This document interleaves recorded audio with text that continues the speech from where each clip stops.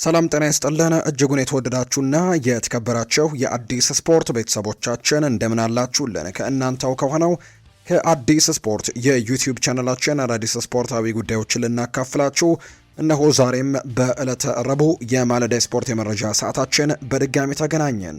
ስለምታደምጡን ስለምትከታተሉን ቆይታችሁ በሙሉ ከኛ ጋርም ስለሆነ እጅጉን ከልብ አድርገን ነው የምናመሰግነው። በዛሬ ፕሮግራማችን የተለያዩ ስፖርታዊ ጉዳዮችን ወደ እናንተ እያደረስን ቆይታን እናደርጋለን። ከነዚህ መካከል ትልልቆቹን የአውሮፓ ክለቦች የተመለከቱ እነ አርሰናልን፣ እነ ማንቸስተር ዩናይትድ፣ ማንቸስተር ሲቲ፣ ቼልሲ፣ ሊቨርፑል፣ ሪያል ማድሪድ፣ ባርሰሎናን ጨምሮ በርከት ያሉ የዝውውር ጉዳዮችን ዛሬ ወደ እናንተ እናደርሳለን። እናንተ ብቻ ከኛ ጋር አብራችሁ እንድትቆዩ በአክብሮት ጋብዛለሁ። ቪዲዮአችንን ላይክ ቻናላችንን ሰብስክራይብ እያደረጋችሁ ቆይታችሁን ከኛ ጋር አድርጉ። ከመሸጋገሪያ በኋላም በቀጥታ ወደ ዛሬ ፕሮግራማችን የምናመራ ይሆናል። እስከ ፕሮግራማችን ፍጻሜ ድረስ አብራችሁኝ እንድትቆዩ በአክብሮት ጋበዝኳችሁ።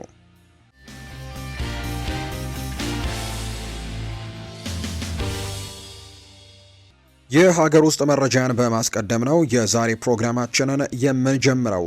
አትሌቶችና አሰልጣኞች በአሜሪካ መጥፋታቸው ይፋ ተደረገ። በቅርቡ ሲካሄድ የነበረው በኦሪገን በተካሄደው የዓለም አትሌቲክስ ከ20 ዓመት በታች ሻምፒዮና የተሳተፉ የኢትዮጵያ ልዑካን አባላት በአሜሪካ መጥፋታቸው ይፋ ተደርጓል። ለውድድሩ ወደ አሜሪካ ካቀናው ልዑካን ቡድን ውስጥ 7 ያክል አባላት ነው መኮብለላቸው ይፋ የተደረገው። ከልዑካን ቡድኑ ጋር የማይገኙት አባላት 4 አትሌቶችና እንዲሁ 3 አሰልጣኞች መሆናቸው ይፋ ተደርጓል። ወደ አሜሪካ ካመሩት 4 አሰልጣኞች 3ቱ መቅረታቸውን ተከትሎ አሰልጣኝ መሰረት ብቻ ወደ ኢትዮጵያ በመመለስ ላይ እንደሚገኝ የተነገረው። ኢትዮጵያ በውድድሩ 2 የወርቅ ሜዳሊያ፣ 3 የብር ሜዳሊያና 1 የናስ ሜዳሊያን በማሳካት ማጠናቀቋ የሚታወስ ነው። ነገር ግን እንዲሁ 4 አትሌቶችና 3 አሰልጣኞች እዛው በአሜሪካ መጥፋታቸው ይፋ ተደርጓል። መረጃው የሃትሪክ ስፖርት ነው።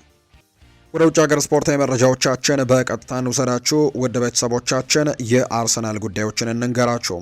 ማይልስ ሉዊስ ስኬሊ በአርሰናል መቆየት ይፈልጋል ተብሏል። በተለይ ትላንትና ሰፋ ያሉ መረጃዎች ሲወጡ እንደነበር እናስታውሳለን። ማይልስ ሉዊስ ስኬሊ ከአርሰናል ሊለቅ እንደሆነና ለማንቸስተር ዩናይትድና ለቼልሲ እንደቀረበ የሚያሳዩ ዘገባዎች በትልቁ ሲወጡ እንደነበር ትላንትና ይፋ ተደርጎ ነበር። በተለይ ወደ አመሻሹ የነበሩ መረጃዎች ያንን ነበር የሚያሳዩት።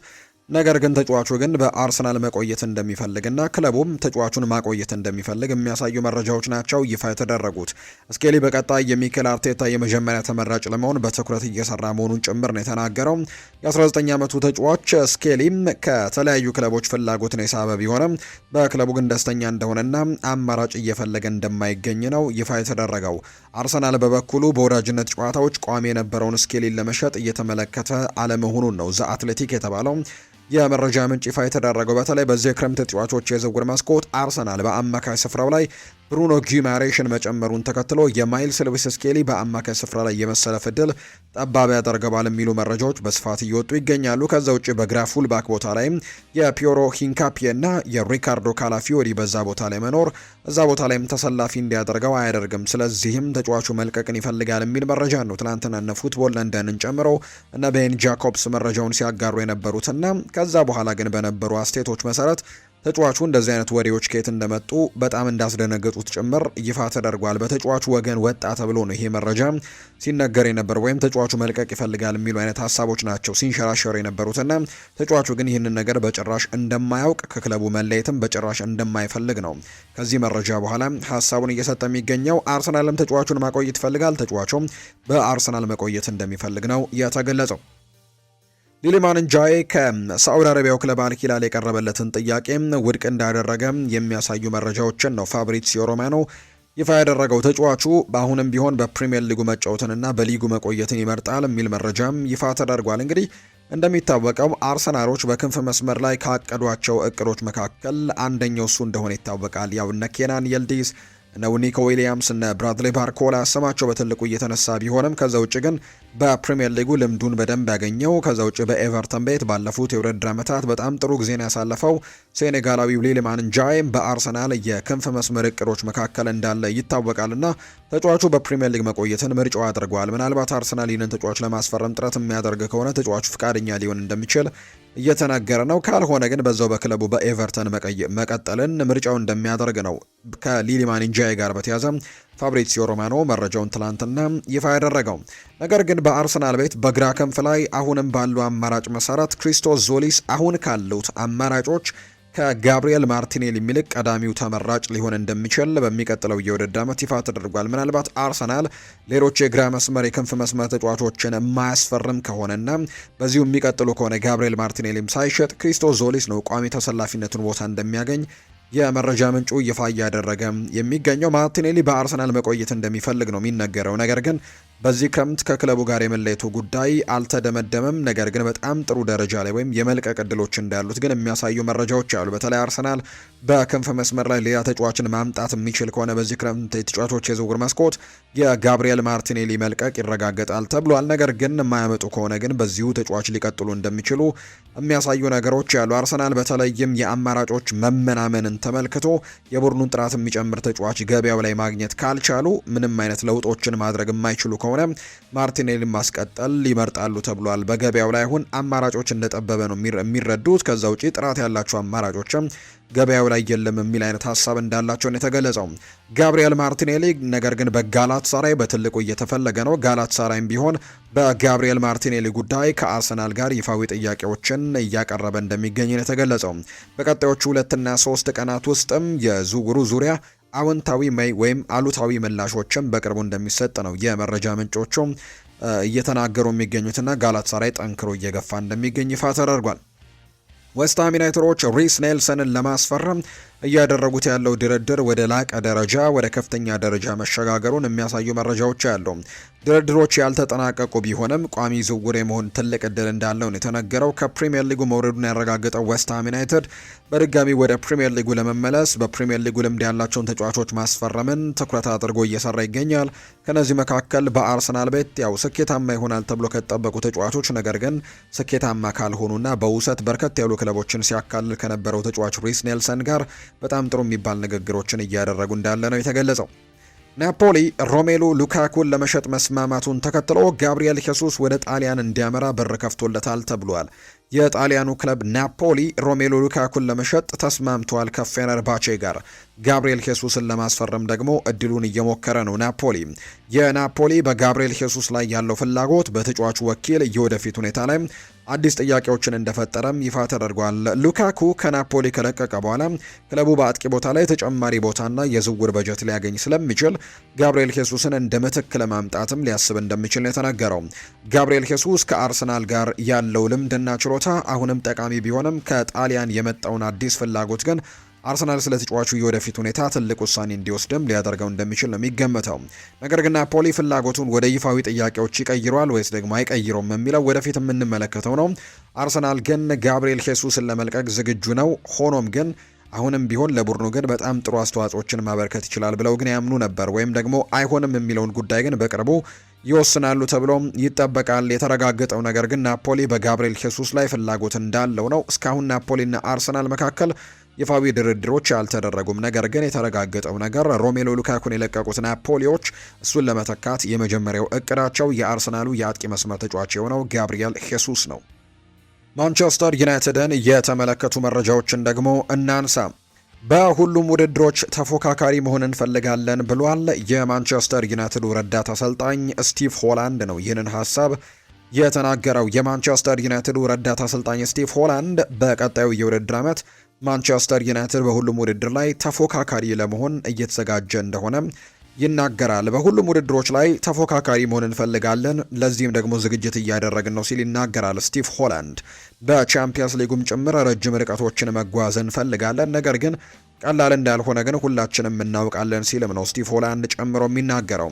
ነገር ግን በዚህ የውድድር ዘመን ዳግም መሳተፍ በመቻላችን በአውሮፓ ቻምፒየንስ ሊግ እጅጉን በጣም ደስተኞች ያደርጉናል። ነገር ግን ይህንን ክለብ በየዓመቱ በዚህ ውድድር ላይ መካፈልና መታየት ያለበት ቡድን ነው። ከዛ ውጭ ደግሞ ለዋንጫ መፎካከር ያለበት ቡድን ነውና በሚቀጥለው የውድድር ዓመት በምንጫወትባቸው የዋንጫ ውድድሮች ላይ በሙሉ ጥሩ ተፎካካሪዎች ሆነን ማጠናቀቅ እንፈልጋለን ሲልም ነው ስቲቭ ሆላንድ የተናገረው። ማንቸስተር ዩናይትዶች የግራ መስመር ተመላላይ ተጫዋች ለማስፈረም ጥረቱን አጠናክሮ ቀጥሏል። አሁን በዚህ ሰዓት ማንቸስተር ዩናይትድ ዋነኛ ትኩረቱም እዛ ቦታ ላይ እንደሆነ ነው የመረጃ ምንጮች እየተናገሩ የሚገኙት። አሁን ከአማካይ ዲፓርትመንቱ ውጪ የተከላካይ የግራ ፉልባኩን ማስተካከል ወይም ደግሞ እዛ ጋር ተጫዋቾችን ማምጣት የማንቸስተር ዩናይትድ ቀዳሚ ኢላማ እንደሆነ እየተነገረ ይገኛል። ማንቸስተር ዩናይትዶች አሁንም ቢሆን ከተሳካላቸው በቦታው የሚመርጡት ተጫዋች የኒውካስል ዩናይትዱ ሉዊስ ሆል እንደሆነ እየተነገረ ነው። አሁንም የማንቸስተር ዩናይትድ ቀዳሚ ኢላማ ሆኖ እንደቀጠለ ነው። ያው ተጫዋቹን ለማስፈረም እጅግ በጣም አስቸጋሪ እንደሆነ በተደጋጋሚ ጊዜም እየተገለጸ ቢሆንም ከሃል በተጨማሪ ግን የሰሜን ለንደኑ ክለብ አርሰናል ንብረት የሆነው ሉዊስ ስኬሊ ከማንቸስተር ዩናይትድ ጋር ስሙ ሲነሳ እንደነበር እናስታውሳለን። ነገር ግን ስኬሊን የማስፈረምን ፍላጎታቸው አሁን ቀዝቀዝ ያለ እንደሆነ የሚያሳዩ ነገሮች ያሉ። አርሰናል ከተጫዋቹ ዝውውር እስከ 45 ሚሊዮን ፓውንድ እንደሚፈልጉ ነበር ዘገባዎች የሚጠቁሙት። ነገር ግን አሁን ላይ ይህንን ተጫዋች የማስፈረሙ ነገር አጠራጣሪ ሆኗል። ከዛ ውጭ የሉዊስ ሆልም ጉዳይ በማንቸስተር ዩናይትድ ቤት የመገኘቱ እድል በጣም ጠባብ ከመሆኑ ጋር በተያያዘ ማንቸስተር ዩናይትዶች ወደ ሌሎች አማራጮች ያመራሉ ተብሎ ይታሰባል። ሌሎቹ ሁለት አማራጮች ሰሞኑን በትልቁ ስናነሳ የነበረው ስፔናዊው ታዳጊ የሬሲንግ ሳንታንደር የ19 ዓመት ተጫዋች የሆነው ሳሊናስ አንደኛው እንደሆነ ይታወቃል። ሌላኛው ግን በአረቢ ለብዚሽ የሚጫወተው ዳቪድ ራውም አሁንም በማንቸስተር ዩናይትድ ፍላጎት ውስጥ ያለ ሌላኛው ተጫዋች ተደርጎ እንደሚቆጠር ነው ቤን ጃኮብስ መረጃውን ይፋ እያደረገ የሚገኘው። ሌላኛው ስለ ሴኔ ላሜንስ ኤድዊን ቫንደርሳር የቀድሞ ማንቸስተር ዩናይትድ ግብ ጠባቂ ስለ ሴኔ ላሜንስ አንዳንድ ሀሳቦቹን ይናገራል። እሱ ለክለቡ መረጋጋትን የፈጠረ ድንቅ ግብ ጠባቂ ነው ይለዋል። የቀድሞ ድንቁ ግብ ጠባቂ ኤድዊን ቫንደርሳር ስለ ሴኔ ላሜንስ ሲናገር የአሁኑ የማንቸስተር ዩናይትድ ቤልጅየማዊ ግብ ጠባቂ ሴኔ ላሜንስ ከቀድሞ የማንቸስተር ዩናይትድ ምርጡ ግብ ጠባቂ ኤድዊን ቫንደርሳር ሙገሳም ተችሮታል። ቫንደርሳር ይናገራል። ሮያል አንትዋርፕ እያለም ተመልክቼዋለሁ፣ ነገር ግን ወደ ዓለም ምርጡ ሊግ ያውም ደግሞ በችግር ውስጥ ወደሚገኝ ክለብ መምጣት ቀላል አልነበረም ሲል ይናገራል። ዩናይትድ ባለፉት ጥቂት ዓመታት አሰልጣኞችን፣ ተጫዋቾችንና ሁሉንም ነገር ሲቀይር የነበረ ክለብ ነው። እሱ ግን መጥቶ የክለቡን መረጋጋት የጠበቀ ይመስለኛል ሲል ይናገራል። ማድረግ ያለበትን ነገር አድርጓል። ወጥቶም ለመጫወት በጣም ደፋር ነው። በአንጻሩ በእግሩም ጥሩ ነገሮችን ያደርጋል። እንዲሁም ደግሞ የተረጋጋና ጭምት ተጫዋች ነው። ከኔና እኔ መጫወትበት ከነበረበት መንገድ ጋር ተመሳሳይነት ያለው ይመስለኛል። ነገር ግን እኔ የመጣሁት በ34 ዓመቴ ነበር። እሱ ግን አሁን ድንቅ ስራ እየሰራ የሚገኘው ገና በታዳጊነት እድሜው ነው። ስለዚህ በጣም በሳል ሆኗል። ለማንቸስተር ዩናይትድም ትልቅ መረጋጋትን አምጥቷል ይሄ ግብ ጠባቂ ሲልም ጭምር ነው ኤድዊን ቫንደርሳር ስለዚህ ግብ ጠባቂ ስለ ሴኔ ላሜንስ ሀሳቡን እየሰጠ የሚገኘው። ፖል ስኮልስ አንድ ሀሳብን ሰጥቷል። እኔ በሆን ኖሮ ከቶትናም ሆትስፐርስ ክሪስቲያን ሮሜሮን አስፈርመው ነበር ሲል ፖል ስኮልስ ይናገራል። እርግጥ ነው ትንሽ እብድ የሆነ ተጫዋች እንደሆነ አውቃለሁ፣ የግብረ ገብ ችግሮች እንዳሉበትም ጠንቅቄ አውቃለሁ። ነገር ግን በጣም ጥሩ የመሀል ተከላካይ ሊሆን እንደሚችል ነው ማምነው። እንደ ማይክል ካሪክ ያለ አሰልጣኝ ሊያደርገውና ሊቀይረው እንደሚችል ተስፋ አደርጋለሁ። የተጫዋች መረጋጋት ይችላል ጥሩ አሰልጣኝ ካገኘም። ስለዚህም ማንቸስተር ዩናይትድ ቢመጣ ኖሮ መረጋጋት ይችል ነበር ብሏል። እያወራን ያለነው እኮ ከ30 ሚሊዮን ፓውንድ እስከ 40 ሚሊዮን ፓውንድ አካባቢ ስለሚገኝ ድንቅ የመሀል ተከላካይ ነው። ይህም በመሀል ተከላካይነት የዓለም ዋንጫን ያሸነፈ ተጫዋች ነው። ያውም እንዳልኳችሁ ችግሮች እንዳሉበት፣ በተለይም የጸባይ ችግሮች እንዳሉበት አውቃለሁ። ነገር ግን ምንም ጥያቄ የለውም ድንቅ ተከላካይ መሆኑን ግን ሁላችንም መመስከር እንችላለን ሲል ነው ፖል ስኮልስ ጨምሮ የተናገረው። ሜሰን ማውንት እያገገመ እንደሚገኝ ይፋ ተደርጓል። ሜሰን ማውንት ቅዳሜ ዕለት ከፓሪስ ሰን ዠርሜን ጋር በተደረገው የፕሪሲዝን የወዳጅነት ጨዋታ ላይ በደረሰበት ጉዳት ምክንያት በማገገም ሂደት ላይ እንደሚገኝ ነው የተገለጸው። ያው መጠነኛ ጉዳት እንደገጠመው የሚያሳዩ መረጃዎች ነበሩ። በተለይ አሰልጣኝ ማይክል ካሪክ ከጨዋታው መጠናቀቅ በኋላ ያን ያክል ከባድ ጉዳት እንዳልገጠመውና የተወሰኑ ህመሞች ብቻ እንዲሁ ደግሞ ለጥንቃቄ ሲባል ተቀይሮ እንደወጣ ጭምር ተናግረው እንደነበር እናስታውሳለን። ነገር ግን አሁን ላይ የወጡ መረጃዎች እንደሚያሳዩት ከሆነ በተለይ ቴሌግራፍ የተባለ የመረጃ ምንጭ ይፋ እንዳደረገው ከሆነ ተጫዋቹ ባለፉት 2 ቀናት ልምምድ እንዳልሰራ ነው የተነገረው። ከቡድኑ ጋር አየርላንድ ይገኛል። ነገር ግን ልምምድ እንዳልሰራ ግን ይፋ ተደርጓል። ነገር ግን ከጉዳቱ ለማገገም ጠንክሮ እየሰራ እንደሚገኝ ነው ዘ ቴሌግራፍ የተባለው የመረጃ ምንጭ ጨምሮ የሚናገረው። ማይክል ካሪክ ትክክለኛ ሀሳቦች ያሉት ብሏል። ንሱር ማዝራዊ ነው ይህንን ሀሳብ የሰጠው። የማንቸስተር ዩናይትዱ የመስመር ተሰላፊ የሆነው ንሱር ማዝራዊ ማይክል ካሪክ ትልቅ ስራ ነው እየሰራ የሚገኘው ሲል ይናገራል። ማይክል ካሪክና አባላቱ ትክክለኛ ሀሳብ እንዳላቸው ማየት ይቻላል ያለው ማዝራዊ አሁን ብቻ ሳይሆን ባለፈው ዓመትም ይሄ ይታይ ነበር ሲልም ነው የተናገረው። አሰልጣኙ አሁን ላይ ቡድኑን በዛ መሰረት ነው እየገነባ የሚገኘው። በዚህም ደግሞ ንሱር ማዝራዊን አስደስቶታል። አክሎ የሚቀጥልና እዚህ አንድ አንድ ሳምንትን የቆየሁት ነገር ግን ባለፈው ዓመት ባደረገው ነገር ላይ ከዛም በተሻለ ደግሞ እየተገነባ መሆኑን አሁን በማንቸስተር ዩናይትድ ቤት መመልከት ይቻላል ሲልም ይናገራል። ባለፈው የውድድር ዘመን ጥሩ ያልሆንባቸው ነገሮችን ለማሻሻል አሁን ጠንክረን እየሰራን ነው። ስለዚህ ማንቸስተር ዩናይትድ በቅርቡ በጣም ወደ ጠንካራነቱ ይመለሳል ሲልም ጭምር ነው ይህ ተጫዋች ሀሳቡን እየሰጠ የሚገኘው። ሌላኛው ሺያ ሌሲ በጣም አስደንቆኛል ያለው ኑሱር ማዝራዊ ነው። ሌሲ ጥሩ ስራን እየሰራ ነው፣ ነገር ግን ሁለቱ ፍሌቸሮች እንዲሁ በጣም ጥሩ ነገሮችን በተመሳሳይ መልኩ በጣም ድንቅ ነገሮችን እያደረጉ ይገኛሉ ሲል ይናገራል ማዝራቢ። በ15 ዓመት ለዋናው ቡድን ጨዋታ ማድረግ ያልተለመደ ነገር ነው። ጄጄ ጋብሪኤል ግን ይህንን ማድረግ ችሏልና በጣም በታዳጊዎች እየተደነኩ ነው የሚገኘው ብለዋል። በሺያ ሌሲ ተደንቅ ያለው፣ በሁለቱ ፍሌቸሮች ተደንቅ ያለው፣ ከዛ ውጪ ጄጄ ጋብሪኤል እጅግ አስደናቂ ተጫዋች ነው ሲል ኑሱር ማዝራቢ ይናገራል። እንደ ማንቸስተር ዩናይትድ አይነት ትልቅ ክለብ ውስጥ ወጣት ተጫዋቾች ከአካዳሚ ሲወጡ መመልከት ደስ የሚያሰኝ ነገር ነው። እነዚህ ታዳጊ ተጫዋቾችም የተሰጣቸውን እድል በአግባቡ መጠቀም የሚችሉ በጣም ጥሩ ነገሮችን እያደረጉ የሚገኙ ድንቅ ታዳጊዎች ናቸው ሲልም ነው ኑሱር ማዝራዊ ታዳጊ ተጫዋቾችን ያሞካሸው። ሌላኛው ሳንቶስም በጣም ጥሩ አቋም እያሳየ ይገኛል ብሏል ኑሱር ማዝራዊ። ሞሮኮዊው የማንቸስተር ዩናይትድ የኋላ ደጀን ኑሱር ማዝራዊ ስለ አዲሱ ፈራሚ አንድሬ ሳንቶስ እና ስለ ዩሪ ተለማንስ ብቃትም እንዲሁ አስተያየቱን ሰጥቷል። ከሁለቱ ተጫዋቾች ጋር በተያያዘ ያው አንድሬ ሳንቶስ በፕሪሲዝን ወቅትም በጣም ጥሩ ነገሮችን እያሳየም ይገኛል። ያው የዓለም ዋንጫ ስብስብ ውስጥ ባለመኖሩ ምክንያት ቶሎ ነበር ወደ ቡድኑ የተቀላቀለውና ልምምዶችን አድርጎ እያንዳንዱ የማንቸስተር ዩናይትድ የፕሪሲዝን ጨዋታዎች ላይ እንደነበር ጭምር እናስታውሳለን። በጨዋታዎቹ ላይም በጣም ጥሩ የሚባሉ ፐርፎርማንሶችን አሳይቷል። በበርካቶችም አድናቆቶችን እየተቻለው ይገኛል። እድሜው ገና ትንሽ ቢሆንም ወይም 22 አካባቢ ቢሆንም ነገር ግን በጣም በሳል እንደሆነና በጣም ጥሩ ልምዶች ያሉ ተጫዋች እንደሆነ በተደጋጋሚ ጊዜ ተገልጿል።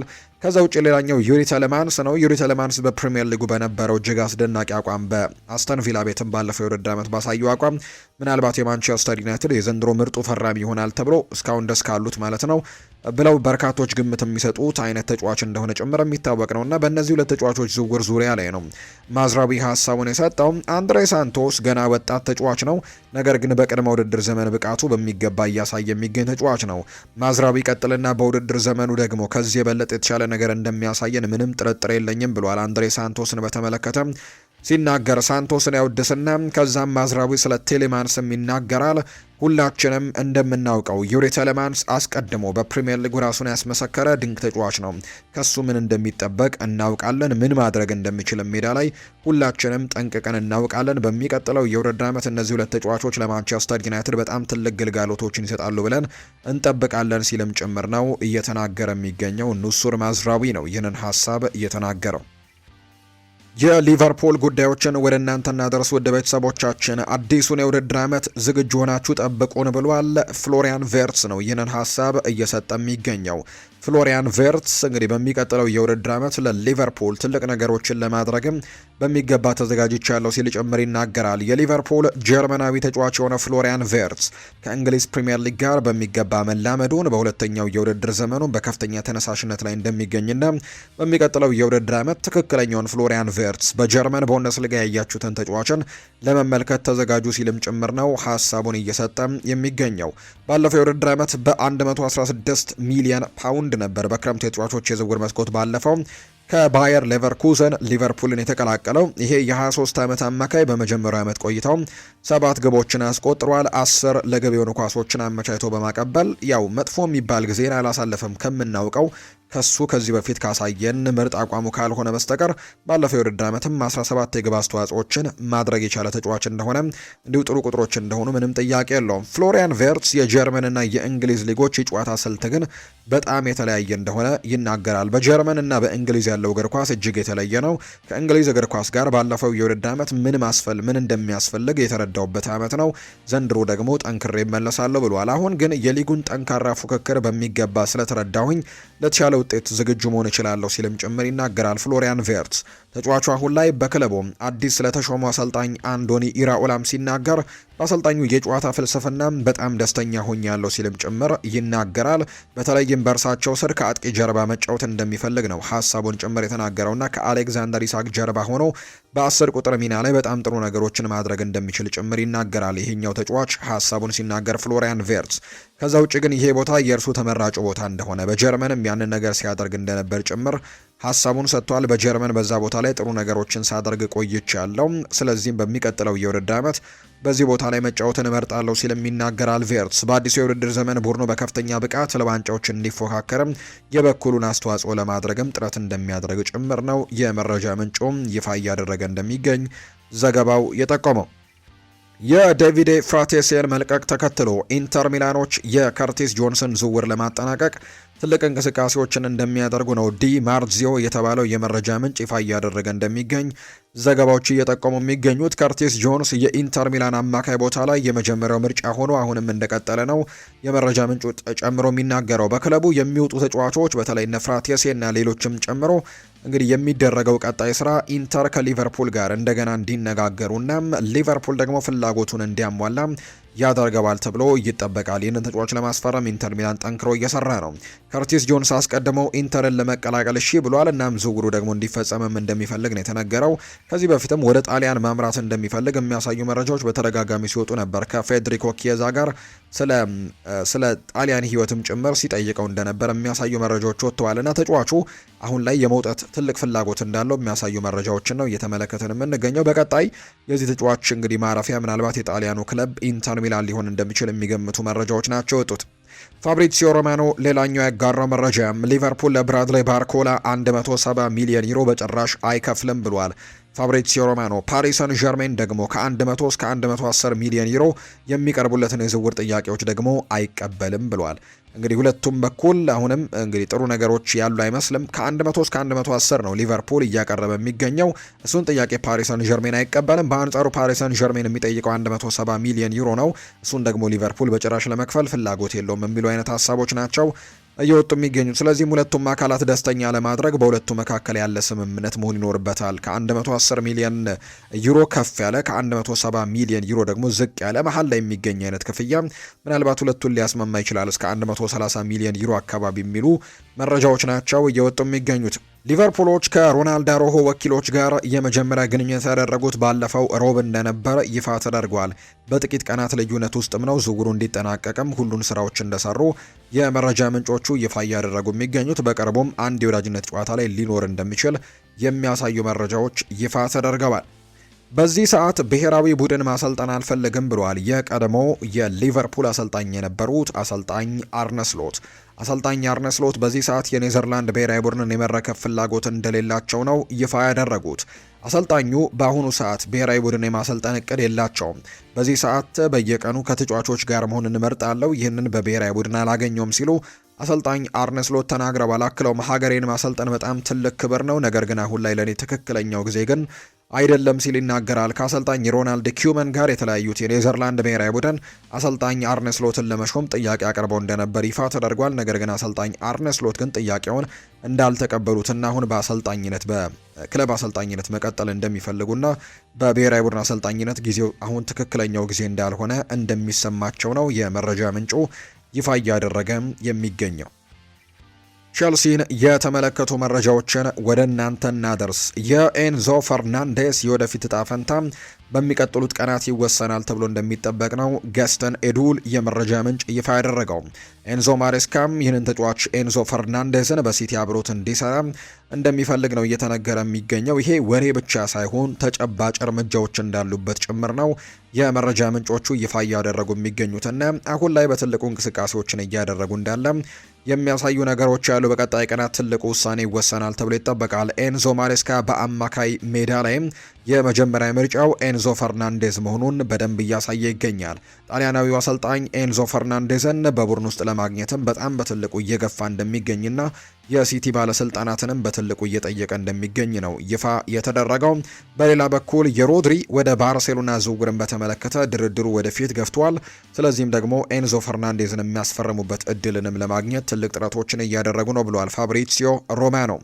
የኤንዞ ፈርናንዴዝ ወኪል የሆነው ሃቪየር ፓስቶሬ እና ማንቸስተር ሲቲ በቅርብ ቀናት ውስጥም ንግግሮችን ያደረገው እንደነበር ጭምር ይፋ ተደርጓል። ይህም ለቼልሲዎች ምናልባት ስጋትን ሊጭር የሚችል አይነት መረጃ እንደሆነ ይፋ ተደርጓል። ይህንን ተጫዋች በክለባቸው ማቆየት ነው ትልቁ ፍላጎታቸው ተብሏል። በተለይ ፋብሪዚዮ ሮማኖ እንደተናገረው ከሆነ ቸልሲና አሰልጣኝ ቻቪ አሎንሶ በኤንዞ ፈርናንዴዝ ጉዳይ ላይ አሁን ዘና ብለው ነው የሚገኙት፣ ወይም ደግሞ ዘና ያለ አቋም ላይ ናቸው። ያን ያክል ይለቃል ብለው ምንም በጭራሽ እንደማይጠብቁ ነው እየተናገሩ የሚገኙት። ኤንዞ በክለባቸው እንደሚቆይ እንደሚያምኑ ነው የተነገረው። ወደ 140 ሚሊዮን ዩሮ አልተገኘም እንግዲህ ወይ ደግሞ 120 ሚሊዮን ፓውንድ አካባቢ ማለት ነው የሚያቀርብ ክለብ ካልሆነ በስተቀር ቼልሲ ለመሸጥ በጭራሽ ዝግጁ እንኳን አይደለም ተብሏል።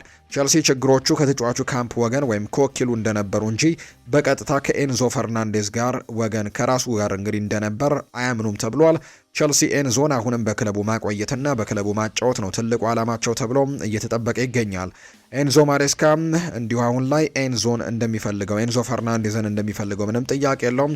ሲቲ ግን 120 ሚሊዮን ፓውንድ መክፈል አይፈልግም የሚል መረጃ ነው እየወጣ የሚገኘውና ምንም እንኳን አሰልጣኙ ይህንን ተጫዋች እንዲመጣለት ትልቅ ፍላጎት ቢኖረውም ነገር ግን ክለቡ ይህንን ተጫዋች ለማምጣት አሁን ዝግጁ ነው የሚሉ ጉዳዮች የሉም። ወይም 120 ሚሊዮን ፓውንድ ለመክፈል ዝግጁ ነው የሚል መረጃ እንደሌለ ጭምር ነው የመረጃ ምንጩ ይፋ እያደረገ የሚገኘው። በቀጣይ ከዚህ ተጫዋች ጋር በተያያዘ ትልልቅ ነገሮችን እንሰማለን ተብሎ ይታሰባል። ቼልሲዎች ግን አሁን ላይ ትልልቅ ሽያጮችን በማድረግ ሊጠመዱ እንደሚችሉ እየተገለጸ ይገኛል። በስካሁን ድረስ በክረምት ተጫዋቾች የዝውውር መስኮት ወደ 9 የሚደርሱ ተጫዋቾችን ማስፈረማቸው ነው የመረጃ ምንጮቹ ይፋ እያደረጉ የሚገኙት። በቀጣይ ደግሞ ሌሎች በርከት ያሉ ዝውውሮችን ያደርጋሉ ተብሎ ይጠበቃል። ስለዚህ በቀጣይ ለሚያደርጓቸው ዝውውሮች ደግሞ የግዴታ ተጫዋቾችን መልቀቅ ይኖርባቸዋል ተብሎ ይታሰባል። በውሰትም በቋሚ ሽያጭም ሊለቁ የሚችሉ በርከት ያሉ ተጫዋቾች እንዳሉ ይፋ እየተደረገ ነው። ቡድኑን መቀነስ በትክክል አሁን የሚገባበት ሰዓት እንደሆነ ነው የመረጃ ምንጮቹ እየተናገሩ እንደሚገኝ ዘገባው የጠቆመው። ማንቸስተር ሲቲን ደግሞ የተመለከቱ መረጃዎችን ወደ እናንተ የምናደርስበት ሰዓት ላይ እንገኛለን። ውድ ቤተሰቦቻችን ጀረሚ ዶኩ ይናገራል። ቤልጅማዊ ተጫዋች ጀረሚ ዶኩ በዓለም ዋንጫ ውድድር ወቅት ልጅ ሲወልድም እንግዲህ ለመገኘት ቡድኑን ለቆ ሄዶ እንደነበር የሚታወስ ጉዳይ ነው እና በወቅቱ አንድ ፈረንሳዊት የቴሌቪዥን አቅራቢ ፍራንስ ፔሮን የተባለች ሴት ማለት ነው ጀረሚ ዶኩ ያደረገው ድርጊትን ተችታ እንደነበር ይታወሳል። ወይም ደግሞ ብሔራዊ ቡድን ካምፑን ለቆ በመሄዱ በጣም እንደተቸችው የሚታወስ ጉዳይ ነው። በኋላ ላይ ጋዜጠኛዋ በጣም በደረሰባት ተቃውሞ ምክንያት ስራዋን እንዳጣት ጭምር የሚታወቅ ጉዳይ ነው። ከዛ ውጭ ደግሞ በይፋም ጀረሚ ዶኩንም ይቅርታ ጠይቀው እንደነበር ይታወሳል። ነገር ግን ጀረሚ ዶኩ አሁን ላይ ይህን ጉዳይ አስመልክቶ ጥያቄ ቀርቦለት ሰዎች ከሷ በተቃራኒ ሆነው ነበር፣ እኔ ግን ያንን በጭራሽ አላደረኩም ሲልም ጭምር ይናገራል። ጀረሚ ዶኩ ሰዎች እሷ ላይ ፊታቸውን ሲያዞሩ ተመልክቻለሁ፣ እንዳዞሩባትም ተመልክቻለሁ ያለው ጀረሚ ዶኩ ስራዋን አታለች፣ ይሄ ደግሞ ማንም ሰው ላይ እንዲፈጠር በጭራሽ አልፈልግም ሲልም ጭምር ነው ጀረሚ ዶኩ ሀሳቡን እየሰጠ የሚገኘው። ሌላኛው የሚነሳው ጉዳይ ሪኮ ሎዊስ በዚህ ክረምት ከሲቲ መልቀቅ ይፈልጋል የሚል መረጃም ይፋ ተደርጓል። ሪኮ ሎዊስ የጨዋታ ደቂቃዎችን በማንቸስተር ሲቲ ቤት የማግኘት እድሉ እየጠበበ በመምጣቱ ምክንያት አሁን ላይ ከክለቡ ጋር መለየት እንደሚፈልግ የሚያሳዩ መረጃዎች እየወጡ ይገኛሉ። በርከት ያሉ ፈላጊዎችም እንዳሉት ነው የመረጃ ምንጮቹ እየተናገሩ የሚገኙት። ከነዚህ መካከል እነ ቦሩሲያ ዶርትመንድ፣ እነ ኤሲ ሚላን፣ እነ ኖቲንግሃም ፎረስት ይህንን ተጫዋች ሪኮ ሎዊስን ለማስፈረም ፍላጎት እንዳላቸው ያሳዩ ክለቦች ናቸውና ወደ እነሱ መቀላቀልን ምርጫው ያደርጋል ተብሏል። በሚቀጥለው የውድድር ዓመት የጨዋታ ደቂቃዎችን በትልቁ ማግኘት የሚችልበትን ክለብ መቀላቀል የሱ ምርጫና የሱ ፍላጎት እንደሆነ የሚያሳዩ መረጃዎችን ነው በትልቁ እየተመለከትን የምንገኘው። ማንቸስተር ሲቲ በክሪስታል ፓላሱ አደም ዋርተን ላይ ምንም አይነት ፍላጎት አሁን እንደሌላቸው የመረጃ ምንጮች ይናገራሉ። ሰሞኑን አንዳንድ የመረጃ ምንጮች ይፋ እንዳደረጉት ከሆነ ተጫዋቹን ለማስፈረም ፍላጎት እንደነበራቸው በተለይ የዝውውር መስኮቱ ከመከፈቱ በፊት ከክሪስታል ፓላስ ጋር በአደም ዋርተን የዝውውር ጉዳይ ላይ ንግግሮችን አድርገው እንደነበር ማንቸስተር ሲቲዎችን የተመለከተ መረጃን ሰሞኑን ሲወጣ እንደነበር እናስታውሳለን። ነገር ግን ከዛ በኋላ እንቅስቃሴያቸውን እንዳቆሙ የሚያሳዩ መረጃዎች ናቸው ይፋ የተደረጉት።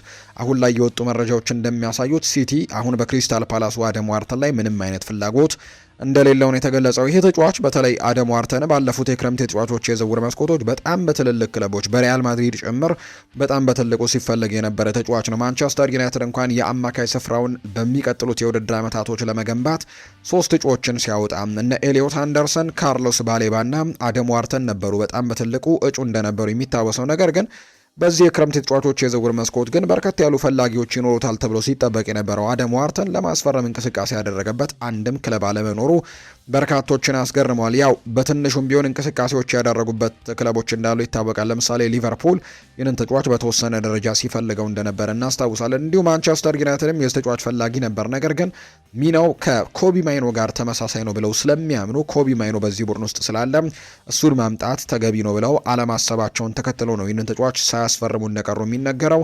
ማንቸስተር ሲቲም ፍላጎት ከነበራቸው ክለቦች ተደርገው ይቆጠር ነበር። ነገር ግን አሁን ላይ ምንም አይነት ፍላጎት በዚህ ተጫዋች ላይ እንደሌላቸው ነው ሳምሲ የተባለ የመረጃ ምንጭ ይፋ ያደረገው።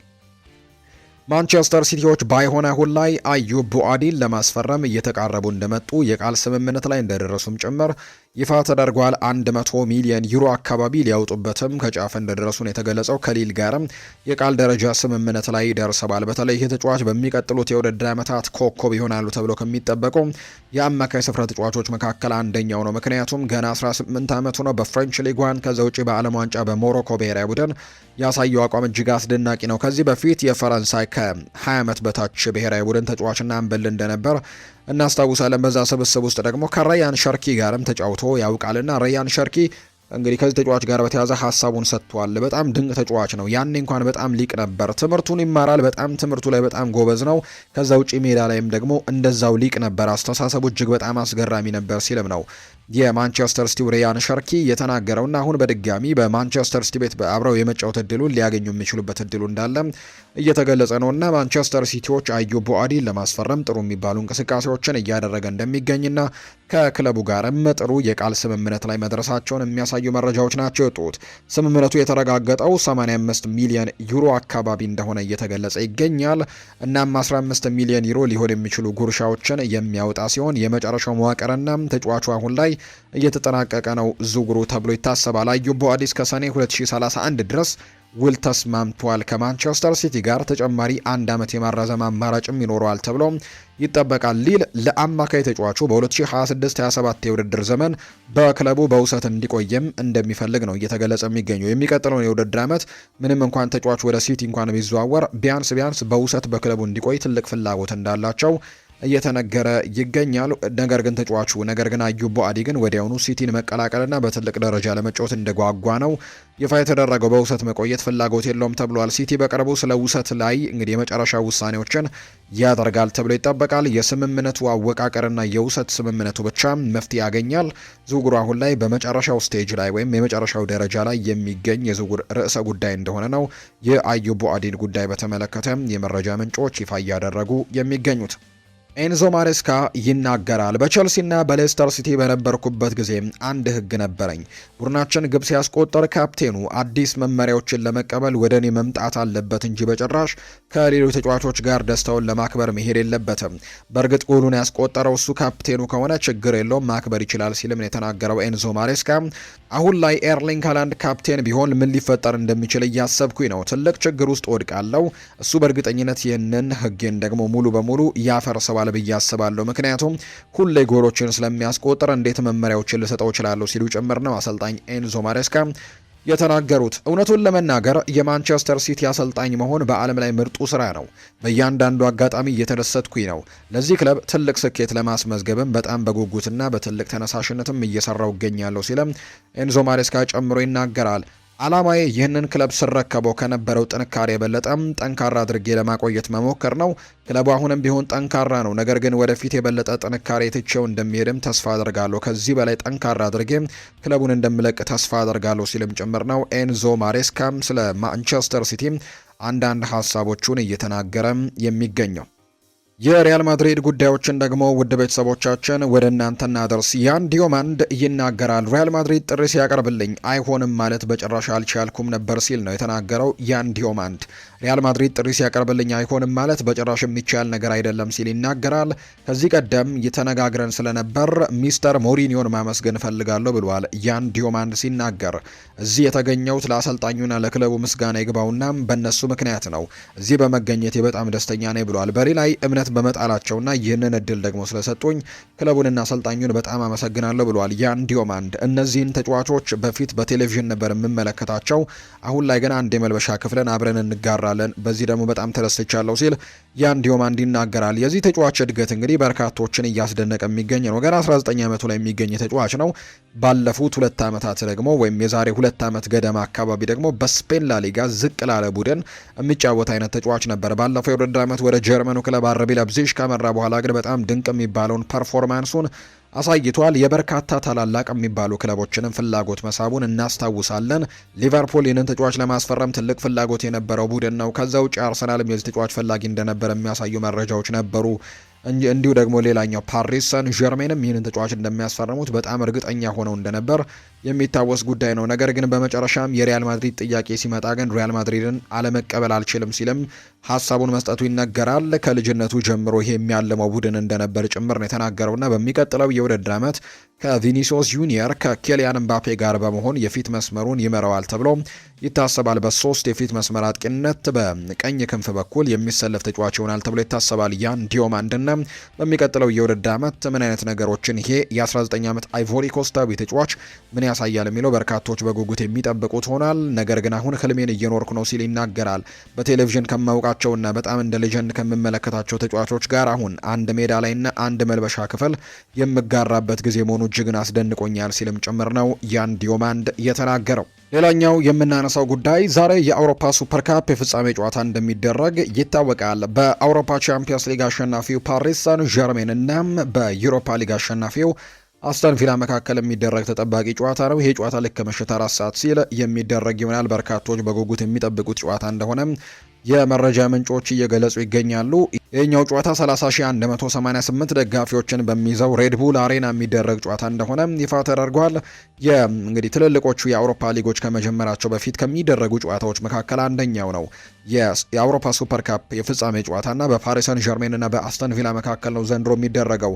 እነዚህ ሁለት ቡድኖች እንግዲህ እርስ በርስ ባለፉት የእርስ በርስ ግንኙነታቸውን ከተመለከተን 2025 ላይ ነበር በአውሮፓ ቻምፒየንስ ሊግ እርስ በርስ ጨዋታቸውን ያደረጉት። ፓሪስ ሳን ዠርሜን በመጀመሪያው ጨዋታ በሜዳው በፓርክ ደ ፕሪንስ 3-1 ካሸነፈ በኋላ ወደ ቀጣዩ ዙር ለማለፍ በሁለተኛው ዙር እንግዲህ በጣም አጣብቂኝ ውስጥ ገብቶ እንደነበር የምናስታውስበት ጨዋታ ነው። አስተን ቪላ ያንን ጨዋታ 3-2 አሸንፎ ነበር በቪላ ፓርክ የተደረገውን ጨዋታ። በድምር ውጤት ግን ከውድድሩ 5-4 ተሸንፎ መውጣቱን እናስታውሳለን። የቅርብ ጊዜ የሁለቱ ቡድኖች ግንኙነት ያኛው ጨዋታ እንደነበር እናስታውሳለን። በጣም ትልቅ ፉክክር የተደረገበት ጨዋታ እንደነበረም የምናስታውሰው ነው። ይህ ጨዋታ የዛሬው ጨዋታ ልክ ምሽት 4 ሰዓት ሲል የሚደረግ ነው። የአውሮፓ ቻምፒየንስ ሊግ አሸናፊው ፓሪስ ሰን ዠርሜን የዛሬውን ጨዋታ ለማሸነፍም ትልቅ ቅድመ ግምት ያገኘ ቡድን እንደሆነ ነው እየተገለጸ የሚገኘው። ከጨዋታው ጋር ተያይዞ በርከት ያሉ ሰዎች ሀሳቦቻቸውን እየሰጡ ነው። ከነዚህ መካከል የፓሪስ ሰን ዠርሜኑ ካፕቴን የሆነው ማርኪኒዮስ ሀሳቡን ሰጥቷል። አላማችን ቻምፒየንስ ሊጉን መድገም ነው ሲል ይናገራል ማርኪኒዮስ። የፓሪስ ሰን ዠርሜኑ ተጫዋች የሆነው ማርኪኒዮስ 3ኛ ተከታታይ ቻምፒየንስ ሊግ ዋንጫን ማሸነፍ አላማቸው መሆኑን ይናገራል። አላማችን 3ኛውን ዋንጫ ማሸነፍ ነው ያለው ብራዚላዊው ማርኪኒዮስ። ከባድ እንደሆነ ግን እናውቃለን ሲል ይናገራል። እንግዲህ ይህንን ነገር ያደረገው ከዚህ በፊት ሪያል ማድሪድ እንደሆነ ይታወቃል። ሪያል ማድሪድ 3 ተከታታይ የአውሮፓ ቻምፒየንስ ሊግ ዋንጫዎችን በዚነዲን ዚዳን አሰልጣኝነት መሪነት ማድረጉን እናስታውሳለን። የነ ክሪስቲያኖ ሮናልዶ፣ የነ ቤንዜማ፣ የነ ጋሬት ቤል ጥምረት ያንን ነገር ማድረጉን እናስታውሳለን እና ይህንን ነገር ለመድገም ነው ፓሪስ ሰን ዠርሜኖች የምንፈልገው ሲል ማርኪኒዮስ ይናገራል። ነገር ግን ከባድ እንደሆነ ግን እናውቃለን ሲል ይናገራል። ሌላኛው የአማካይ ስፍራ ተጫዋች የሆነ ፖርቱጋላዊው ቪትኒሃም ይናገራል። ልክ እንደ ባለፈው ዓመት አሁንም ለዋንጫዎች በጣም የተራብን ቡድን ነን ሲል ይናገራል። የምንሳተፍባቸውን ዋንጫዎች በሙሉ ለማሸነፍ ዋንጫዎችን ተርበናል ሲል ቪትኒሃ ይናገራል። ለዚህም ሁሉንም ነገር እናደርጋለን፣ ተጨማሪ ዋንጫዎችን ማሸነፍም እንፈልጋለን፣ በፍጹም አልጠገብንም ሲልም ነው የተናገረው ቪትኒሃ። እንዲሁ ባሎንዶርንም ማሸነፍ የሚገባቸው በፓሪስ ሰን ዠርሜን ያሉ ተጫዋቾች ናቸው ሲል ይናገራል ቪቲኒሃ። የፓሪስ ሰን ዠርሜኑ አማካይ ቪቲኒሃ የዘንድሮ ባሎንዶር ለአንዱ የፓሪስ ሰን ዠርሜን ተጫዋች እንደሚገባ ነው የሚናገረው። ባሎንዶርን ሊያሸንፉ የሚችሉ ብዙ ተጫዋቾች መኖራቸውን የገለጸው ቪቲኒሃ እኔ የፓሪስ ሰን ዠርሜን ተጫዋች እንዲያሸንፍ ነው የምፈልገው ብለዋል። ክቪቻ፣ ክቫራትስኬሊያ፣ ኦስማን ዴምቤሌ ወይም ደግሞ የዓለም ሻምፒዮኑ ፋቢያን ሩይስ ባሎንዶርን ማሸነፍ ይገባቸዋል ሲል ቪቲኒሃ ይናገራል። አክሎም ለእኔ ከነሱ አንዱ ቢያሸንፍ እደሰታለሁ ያለ ሲሆን እንደ ኬሊያን ምባፔና እንደ ሃሪኬን ያሉ ደግሞ ተጫዋቾች ፉክክሩ ላይ እንደሚኖሩበት ግን በእርግጠኝነት መናገር እችላለሁ። ትልቅ ፉክክር እንደሚኖር በባሎንዶር የዘንድሮ ሽልማት ላይ ተስፋ አደርጋለሁ ሲል ይናገራል። ነገር ግን ማሸነፍ ያለበት ግን የፓሪስ ሰን ዠርሜን ተጫዋች ነው ሲል የተናገረው። አስተን ቪላ ወሳኝ ተጫዋቾቹን አያገኝም ተብሏል። ዛሬ እንግዲህ ከፓሪስ ሰን ዠርሜን ጋር የአውሮፓ ሱፐር ካፕ ጨዋታ ያለበት አስተን ቪላ የተጫዋቾቹን ግልጋሎት አያገኝም ተብሏል። አስተን ቪላ ጨዋታውን ያለ ኤሚሊያኖ ማርቲኔዝ ግብ ጠባቂው ያው በዓለም ዋንጫው ምክንያት እረፍት ላይ እንደሆነ ይታወቃል። እሱ በዚህ ስብስብ ውስጥ አይኖርም ተብሏል። ከዛ ውጭ ሌላኛው ተጫዋች በእንግሊዝ ብሔራዊ ቡድን ውስጥ የነበሩት እነሱም ለደረጃው ጨዋታ ስለቆዩ በዚህ ምክንያት እነሱም እረፍት ላይ እንደሆኑ ይታወቃል። እነ ኤዝሬል ኮንሳ እና ኦሌ ዋትኪንስም እነሱም በጨዋታው ላይ በዛሬው ጨዋታ ላይ የመሰለፍ እድል የላቸውም ተብሏል።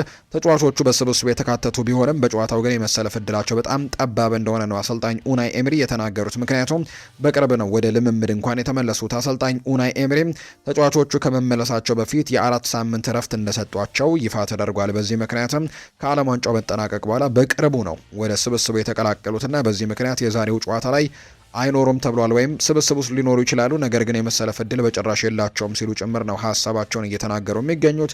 በአንጻሩ በፓሪስ ሰን ዠርሜን በኩል ግን ወሳኞቹ ተጫዋቾች በዛሬው ጨዋታ ላይ ይኖራሉ ተብሎ ይታሰባል። እነ ክቪቻ ክቫራትስኬሊያም በስብስብ ውስጥ እንዳለ እየተነገረ ነው። ኦስማን ዴምቤሌ፣ እነ ዴዚሬ ድዌይም፣ ከዛ ውጭ እነ ዣኦ ኔቬስ እንዲሁ ፋቢያን ሩይዝም ጭምር ወሳኞቹ ተጫዋቾች በዛሬው ጨዋታ ላይ ይኖራሉ ተብሎ እንደሚጠበቅ የመረጃ ምንጮቹ ይፋ እያደረጉ ይገኛሉ። በአንጻሩ በአስተን ቪላ በኩል ግን ወሳኝ ተጫዋቾችን በዛሬው ጨዋታ ላይ የማግኘት እድላቸው ጠባብ እንደሆነ ነው የተነገረው። ጀር ስፔንስ ወደ ኢንተር ሚላን ሊያመራ ከጫፍ ደርሷል ተብሏል። የጣሊያን ሴሪኤው ክለብ ኢንተር ሚላን ጀር ስፔንስን ከቶተንሃም ሆትስፐርስ ለማስፈረም በንግግር ላይ እንደሚገኝ ነው የተገለጸው።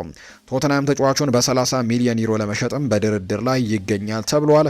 የወቅቱ የጣሊያን ሴሪ አሸናፊ ኢንተር ሚላን ደንዘል ደምፍሪስን መልቀቁን ተከትሎ የቀይ መስመር ተሰላፊነትን ለማስፈረምም እየሰራ ነው። የአሰልጣኝ ሮቤርቶ ዲዘርቢ የመጀመሪያ ምርጫ ያልሆነው ስፔንስ ኢንተር ሚላንን መቀላቀልም ይፈልጋል ተብሏል። ስፔንስ በቀኝም በግራም የመጫወት ክህሎት ቢኖረውም አሰልጣኙ የሚመርጡት ግን ፔድሮ ፖሮን እና ደስቲን ኡዶጊን መሆኑን ተከትሎ ነው ጀር ስፔንስ የመሰለፍ እድሎችን የማግኘት እድሉ በጣም ጠባብ እንደሆነ ተመልክቶ አሁን ላይ ወደ ጣሊያን ሴሪ ለማምራት ከጫፍ እንደደረሰ የተነገረው። ነገር ግን በእንግሊዝ ብሔራዊ ቡድን በዓለም ዋንጫ ላይ ያሳዩ አቋም ግን እንዴት በርካታ ክለቦች ይህንን ተጫዋች ለመመልከት አልሞከሩም። በተለይ በእንግሊዝ የሚገኙት ለምሳሌ ሊቨርፑል በዛ ቦታ ላይ በጣም ሲቸገር እንደነበር የምናስታውሰው ነው። ለምሳሌ ባለፈው የውድድር ዓመት በጀረሚ ፍሪምፖንግ እና እንዲሁ በኮነር ብራድሌይ ያንን ቦታም እንግዲህ ሲወጡት እናስታውሳለን። ነገር ግን ኮነር ብራድሌይ ለረጅም ጊዜ ጉዳቶች የገጠሙት ተጫዋች ነው። ጀረሚ ፍሪምፖንግም በቀኝ ፉል ባክነት ከመሰለፍ ይልቅ በቀኝ ዊንግ ባክ ቦታ ላይ መጫወትን ወይም ደግሞ ወደፊት ወደ ማጥቃቱ ተጠግቶ ሲጫወት የተሻሉ እንቅስቃሴዎችን ማሳየት የሚችል አይነት ተጫዋች ተደርጎ ይቆጠር ነበርና አንዳንድ ጨዋታዎች ላይ ከርቲስ ጆንሰን፣ አንዳንድ ጨዋታዎች ላይ ዶሚኒክ ሶቦስላይን ሲጠቀሙ እናስታውሳለን። ታዲያ ይህኛው ተጫዋች እንዲያስፈርሙት ቀርቦላቸው ነበርና ለምን ለማስፈረም አልሞከሩም የሚሉ ጥያቄዎች በትልቁ እየተነሱ ይገኛሉ ከሊቨርፑል ጋር በተያዘ። እንዲሁ ማንቸስተር ዩናይትድም ይህንን ተጫዋች እንዲያስፈርሙ ጥያቄ ከቀረበላቸው ክለቦች መካከል ነበሩ። ነገር ግን ሁለቱም የእንግሊዝ ክለቦች ጥያቄውን ውድቅ አድርገውታል። ተጫዋቹም ወደ ጣሊያን ሴሪኤው ክለብ ወደ ኢንተር ሚላን ለማምራት መስማማቱ የሚያሳዩ መረጃዎች ናቸው ይፋ የተደረጉት። ሞናኮ ፖል ፖግባ ውሉን እንዲያቋርጥለት ጠይቋል። የፈረንሳዩ ክለብ ሞናኮ ፖል ፖግባ ኮንትራቱን እንዲያቋርጥ ጥያቄ እንዳቀረቡ ነው ይፋ የተደረገው። ፈረንሳዊው አማካይ ፖል ላቤሌ ፖግባ በቡድኑ ልምምድ ላይ አዲስ ጉዳት እንዳስተናገደም ይፋ ተደርጓልና በዚህ ምክንያት ሞናኮች በጣም ብስጭት ውስጥ እንደገቡና ተደጋጋሚ ጉዳቱም እንዳሰለቻቸውን የተነገረው። ሞናኮ በበኩሉ ፖል ፖግባ ከክለቡ ጋር ያለውን ውል በስምምነት እንዲያቋርጥም ጥያቄን አቅርበውለታል ተብሏል። አሁን ላይ ውሳኔው በፖል ፖግባ እጅ ላይ መሆኑ ነው እየተነገረ የሚገኘው። ፖል ፖግባ በገጠመው ተደጋጋሚ ጉዳት ምክንያት ለሞናኮ 6 ጨዋታዎችን ብቻ ነው እንግዲህ ከተከሰሰበት ክስ በኋላ ወይም ከቅጣቱን ጨርሶ ከተመለሰ በኋላ ማድረግ የቻለውና በዚህ ምክንያትም ፖል ፖግባ አሁን ላይ ክለቡን እንዲለቅ ፍላጎቱ አላቸው ተብሏል። የሞናኮ አመራሮች ውሉን እንዲያቋርጥም ጥያቄ አቅርበውለታል። በቀጣይ የፖል ፖግባ ውሳኔም ይጠበቃል ተብሎ ነው የሚታሰበው። ክሪስቲያኖ ሮናልዶ ትዳር መመስረቱ ይፋ ተደርጓል።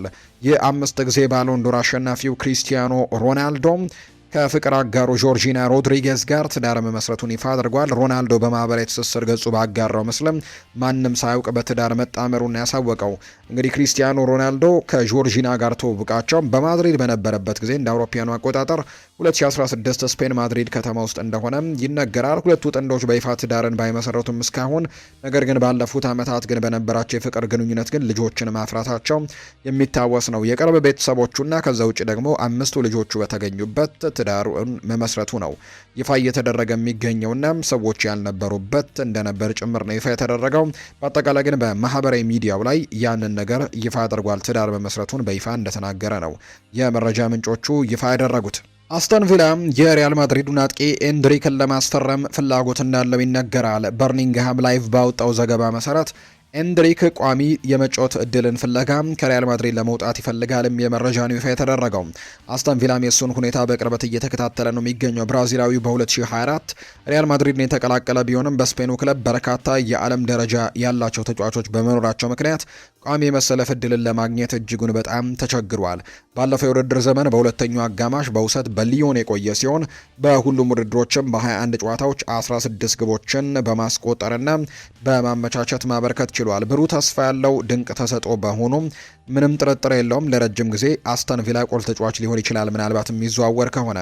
የዌስት ሚድላንዱ ክለብም ጭምር እሱን እንግዲህ ለማስፈረም ጥያቄ ያቀርባል ወይስ አያቀርብም የሚለው ወደፊት የሚታይ ነው። ምንም እንኳን ሪያል ማድሪድና አሰልጣኝ ጆዜ ሞሪኖ ተጫዋቹ በክለቡ እንዲቆይ ፍላጎት ቢኖራቸው፣ አስተን ቪላ ሞርጋን ሮጀርስን ለቸልሲ የሸጠ በመሆኑ በመጨረሻው የማጥቃት ክፍል ላይ ተጨማሪ የፈጠራ ብቃት ያስፈልገዋል። ኤንድሪክ በሁለቱም የክንፍ መስመሮች ላይ እንዲሁም በመሀል አጥቂነትን መጫወት ይችላል። ለቡድን አጋሮቹም እድል ለመፍጠርና ግቦችን ለማስቆጠር ይረዳል ተብሎ ነው የሚታሰበው። በትክክለኛው መመሪያ ወደፊት ወደ ድንቅ ኮከብነት ሊያድግም ይችላል። በፈረንሳይ እግር ኳስ ብቃቱን ያሳየ ሲሆን በፕሪሚየር ሊጉም ደግሞ የመሆን የቴክኒክ ብቃት እንዳለው ምንም ጥርጥር የለውም። ሁኔታው እንዴት እንደሚቀጥል ወደፊት የሚታይ ነው የሚሆነው። ወደ ፕሪሚየር ሊግ የመዘወር እድል ለሪያል ማድሪዱ ተጫዋችም አጓጊ የሚሆን ሲሆን በእንግሊዝ ቋሚ የመጫወት እድልን ማግኘቱ ምንም እንግዲህ ብቃቱን ምርጥ አውጥቶ ደግሞ እንዲያሳየም ሊረዳው ይችላል። ኤንድሪክ በቅርቡ ከአርሰናልና ከቶትንሃም ጋርም ስሙ ተያይዞ ነበር። ብራዚላዊው ብሩህ ተስፋ ያለው እጅግ በጣም አደገኛ ወጣት ተጫዋች ሲሆን ሪያል ማድሪድ በአሁኑ ወቅት በቋሚነት ሊያጠው አይፈልግም። ምናልባት የውሰት ውሎችን ሊያመቻቹለት እንደሚችሉ ይነገራል። ከዛ ውጭ በዚህ የውድድር ዓመትም በክለቡ እንዲቆይ ነው አንዳንድ መረጃ ምንጮች ጆዜ ሞሪኖ እንደሚፈልጉ እየተገለጸ የሚገኘው። የተወደዳችሁና የተከበራችሁ ቤተሰቦቻችን ለዛሬ ያዝንላችሁ አዳዲስ የዝውውር ጉዳዮችን አዳዲስ ስፖርታዊ መረጃዎችን ያካተትንበት የዛሬ ፕሮግራማችን ይህንን ይመስል ነበር። ቆይታችሁን ከኛ ጋር ስላደረጋችሁ እኛንም ስታደምጡ ስለነበራችሁ እጅጉን ከልብ አድርገን ነው የምናመሰግነው። ፉአድ ባህሩ የዛሬውን ፕሮግራም እየመራው ከእናንተ ጋር ቆይታን አድርጌያለሁ። የተለያዩ ርዕሰ ጉዳዮችን ያካፈልንበት የዛሬ ፕሮግራማችን ይህንን ይመስል ነበር። ቆይታችሁን ከኛ ጋር ስላደረጋችሁ እጅጉን ከልብ አድርጌ ያመሰግናለሁ። በቀጣይ ፕሮግራሞቻችን ሌሎች ስፖርታዊ ጉዳዮችን፣ ሌሎች አዳዲስ መረጃዎችን አካተን በድጋሚ ተመልሰን እንገናኛለን። ለዛሬ ግን ስላዳመጣችሁኝ፣ ስለተከታተላችሁኝ ቆይታችሁም ከኛ ጋር ስለነበር እጅግ ከልብ አድርጌ ያመሰገንኩኝ። መልካም ጊዜ መልካም ቀን እንዲሆንላችሁም ነው በአክብሮት የምመኘው።